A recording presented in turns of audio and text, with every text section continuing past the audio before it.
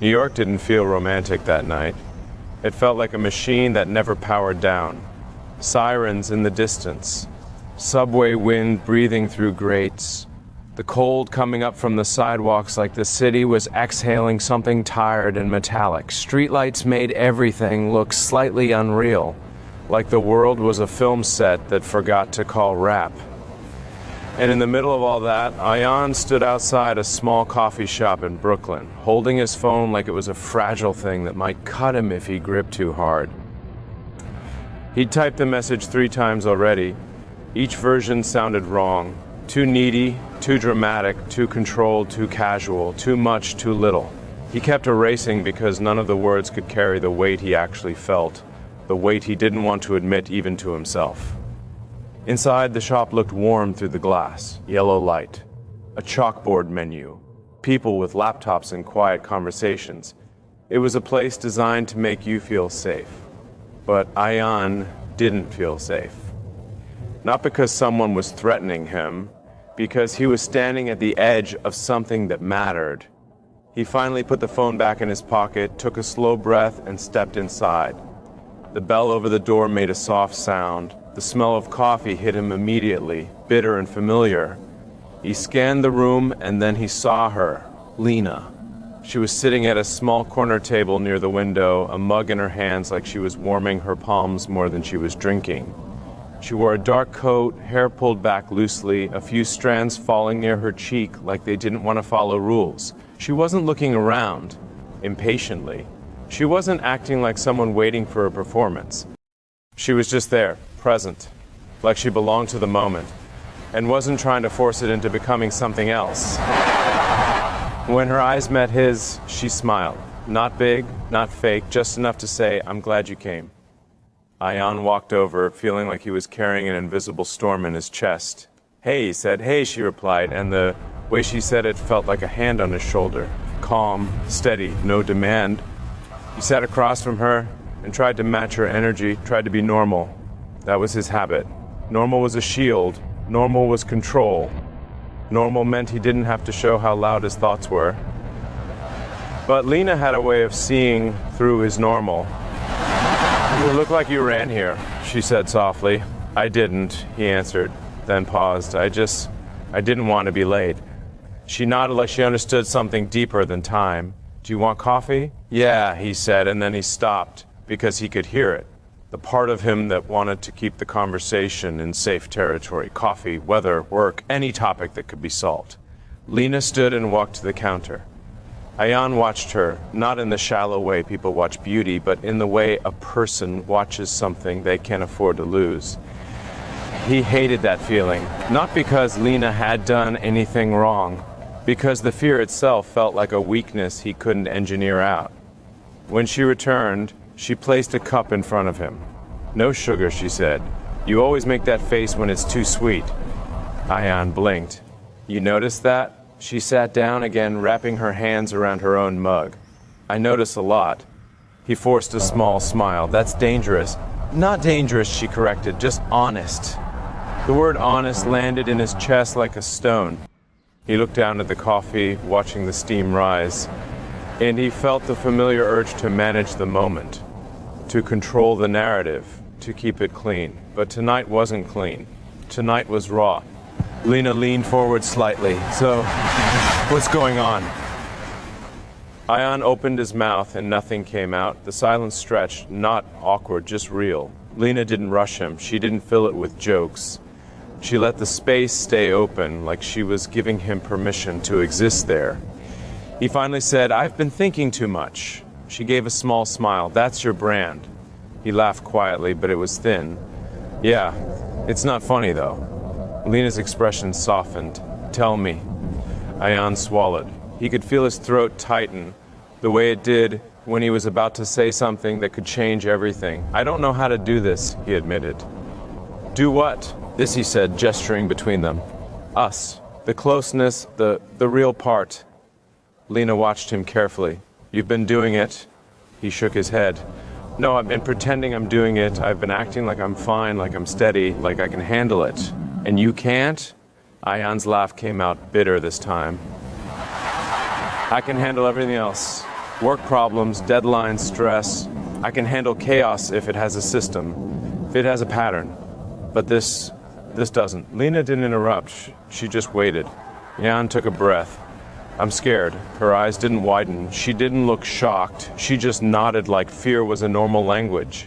Scared of what? She asked. Ayan's fingers tightened around the cup. Scared to lose you.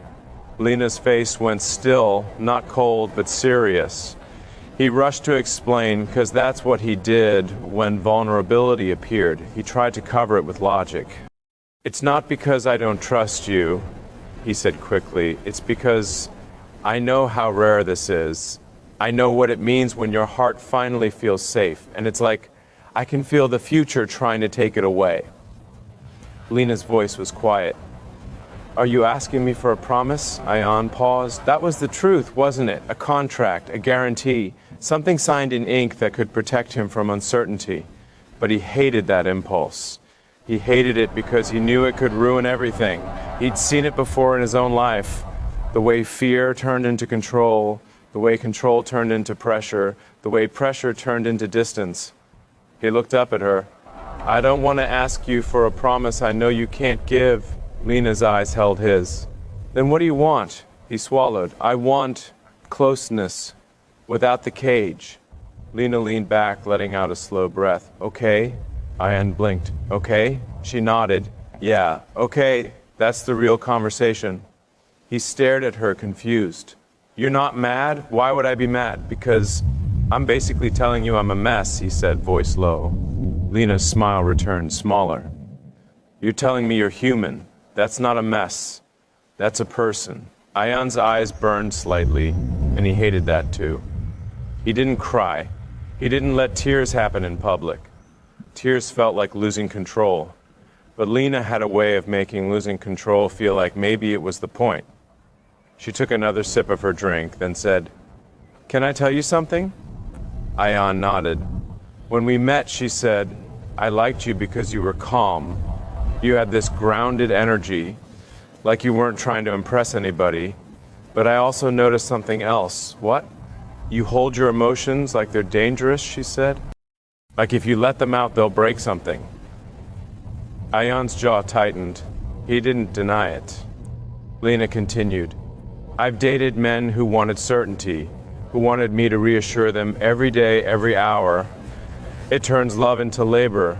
It makes you feel like you have to prove yourself constantly.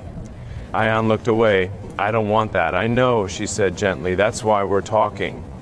He faced her again. Then what do we do? Lena paused, thinking. We stay honest, and we don't make your fear the boss. Ayan exhaled. That's the part I'm not good at. Lena nodded. You don't have to be good at it immediately, but you have to be willing.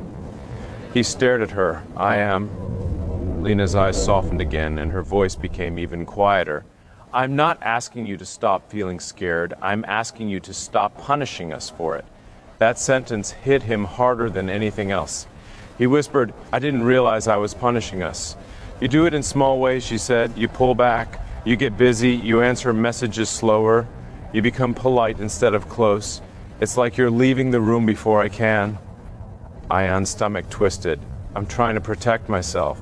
I know, Lena said, but it feels like you're preparing to lose me even when I'm still here. Silence again. Ayan looked down and he saw his own patterns like a map. The way he ran simulations of loss. The way he read tone like it was evidence in court. The way he tried to solve love like an equation that had one correct answer. He spoke carefully. I don't want to lose you. Lena nodded. Then don't turn love into a security system. That line made him laugh softly because it was accurate. He built systems, he built walls, he built predictable outcomes, but love didn't live inside predictable outcomes. Ayan leaned back, staring at the ceiling for a second, then said, I grew up watching my parents fight about everything. Then they'd be okay, then they'd fight again. And no one ever talked about what was actually happening. It was like the house had storms, and we just pretended the weather was normal. Lena listened. So I learned, he continued, that if I become stable, if I become controlled, if I become useful, then no one will leave. That was the deal in my head. Be strong, be productive, don't be complicated, Lena's eyes stayed on him, and now you're with someone who doesn't want you to be a machine. Ayan's throat tightened. Yeah, Lena said. The thing is, I'm not perfect either. Ayan blinked. I never said you were. She smiled, almost amused. I know, but I need you to understand something. I'm not staying because you're flawless. I'm staying because I feel something real with you, and I choose it. The word choose did something to him. Choose meant freedom. Choose meant she wasn't trapped by his fear. Choose meant she was here because she wanted to be. And it made the fear both easier and harder at the same time. Easier because it was real. Harder because real still wasn't guaranteed. Ayan leaned forward slightly. Can I ask you something? Yeah. Are you afraid to? He asked. Lena paused. Then she nodded slowly. Sometimes, yeah. Ayan's chest tightened. Of what? Lena's voice was honest. Of losing myself in someone else. Of trying too hard. Of abandoning my own needs to keep a relationship alive. Ayan stared at her. Have you done that before? Lena looked away briefly. Yeah. In my last relationship, I kept making space for him, hoping he'd finally step into it, and he never did. I turned into a version of myself that felt smaller.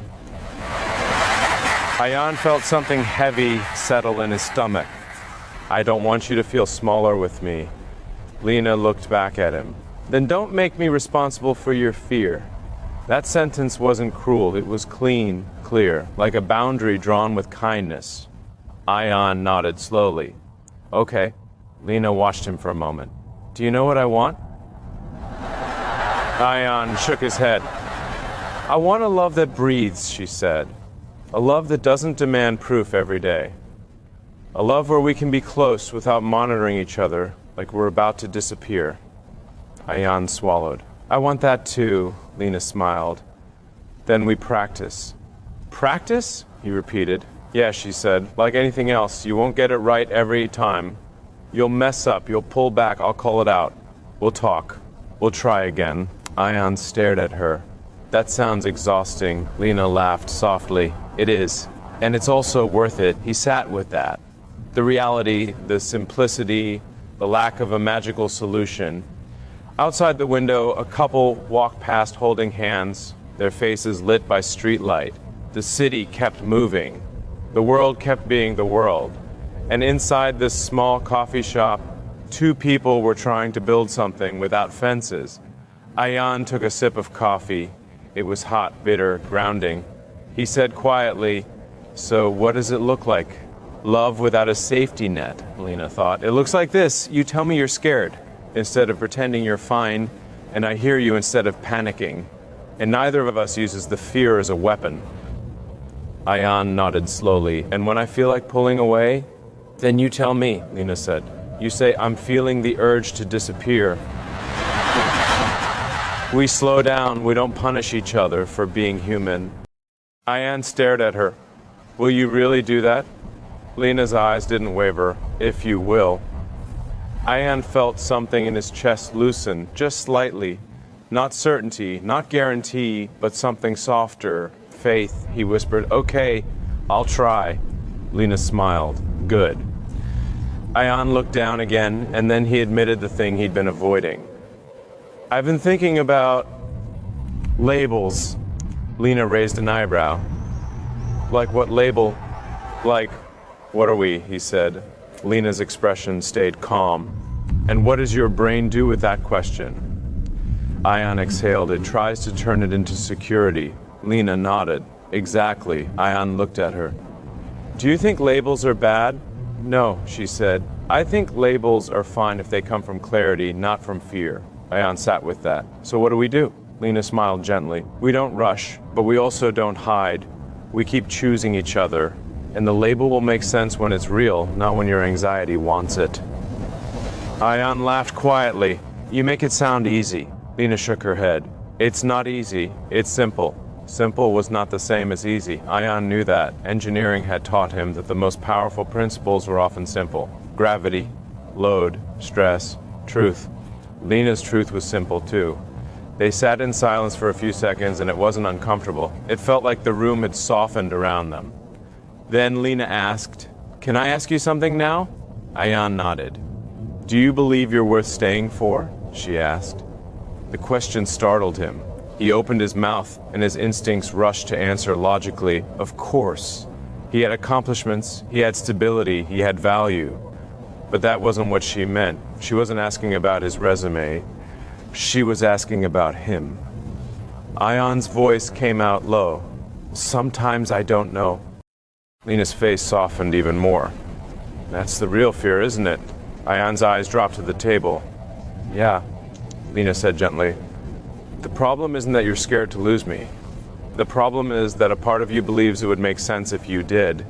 Ion felt like the air left his lungs. That was it. The core wound. The old story his brain kept replaying. Lena reached across the table, not grabbing, just placing her hand near his like an invitation. You don't have to earn love by being perfect. That's not love. That's a performance. Ion's eyes stung again. He hated how close he was to crying.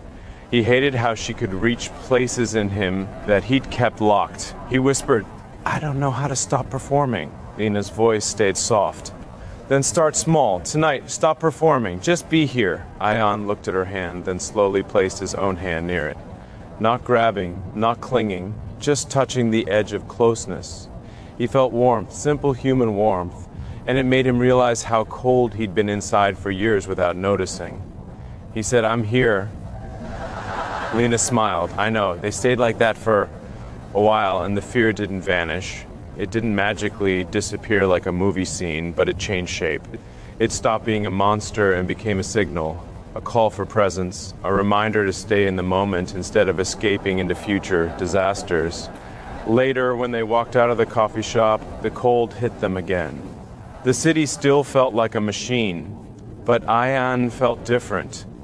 Not because he had certainty, because he had honesty. They walked side by side, not rushing, their breath visible in the air. Lena said, So, Ion replied. She glanced at him. Are you still scared? Ion laughed softly.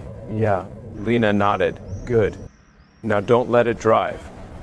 Ion looked at her, and for the first time, he didn't feel ashamed of the fear. He said, I won't. And as they turned the corner into the noise of Brooklyn streets, he realized something that felt like a quiet revolution in his chest. Love without a safety net wasn't about pretending you wouldn't fall. It was about choosing not to build a cage around the person you love just because you're afraid of the drop. It was about standing at the edge and breathing anyway. It was about saying, I'm scared, and staying. And for the first time in a long time, Ion believed he could.